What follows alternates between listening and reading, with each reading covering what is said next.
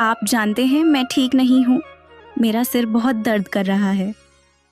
परेशान मत हो बेटी, बस दवा खाओ और आराम करो।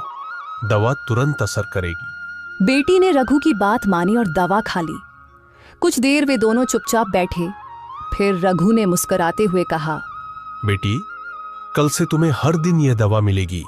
बस तुम स्वस्थ रहो, बस यही मेरी खुशी है। पिताजी, आपको मेरी कितनी चिंता है मैं जानती हूँ। ऐसी ही बातें करते करते दोनों पिता और बेटी सो गए। रघु सुबह अपने खेत पर टोकरी साथ लेकर जाता और टोकरी भरकर गाजर तोड़ता, फिर उन्हें गांव में बेच देता। ऐसे ही उनका समय बीत रहा था।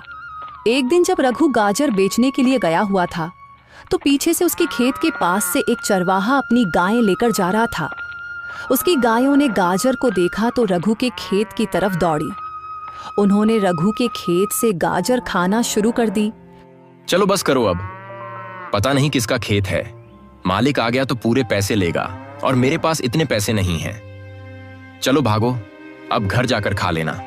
चरवाहे ने गायों को रोकने की बहुत कोशिश की, लेकिन वे नहीं रुकी। उन्होंने थोड़ी ही देर में सारा खेत साफ कर दिया। चरवाहा जल्दी से अपनी गायें लेकर वहां से निकल गया। किसी की भी नजर उस पर नहीं पड़ी। रघु की कमाई का एकमात्र जरिया यही गाजरों का खेत था। वह भी अब तबाह हो गया और रघु को इस बात की कानों कान खबर नहीं थी। उधर रघु बहुत खुश था, दिल ही दिल में सोच रहा था, अब गाजर अच्छी बिक रही है। मैं कुछ ही दिनों में पैसे जमा करके अपनी बेटी को एक लाल रंग का प्यारा सा सूट ले दूंगा। बहुत समय हो गया है, मैंने कभी उसे नया सूट नहीं दिया क्योंकि और भी खर्चे बहुत होते हैं, लेकिन इस बार मैं पक्का उसे सूट ले दूंगा। ऐसे ही ख्यालों में रघु अपने घर चला जाता है। अगले दिन सुबह रघु अपनी टोकरी लेकर गाजर तोड़ने खेत गया, लेकिन जैसे ही उसने खेत देखा, खेत देखकर उसका दिल बैठ गया। ये क्या हुआ? सारी गाजरें कहाँ गईं? ये तो पूरा खेत खाली है। फिर उसने करीब जाकर देखा तो पता चला कि कोई सारी गाजरें खा चुका था। अब वह कौन है इसका रघु को पता नहीं था। रघु बहुत मायूस हुआ। रघु की आंखों में आंसू आ गए। मेरे पास रोटी कमाने का कोई और जरिया नहीं, अब मैं क्या करूं? रघु उदास होकर घर वापस आया।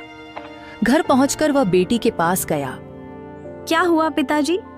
आज आप गाजर बेचने नहीं गए? सब ठीक तो है? आपकी तबीयत तो खराब नहीं? तबीयत तो ठीक है बेटा, लेकिन किस्मत खराब है। जब मैं खेत गया तो देखा कि पूरा खेत खाली है। पता नहीं कौन मेरी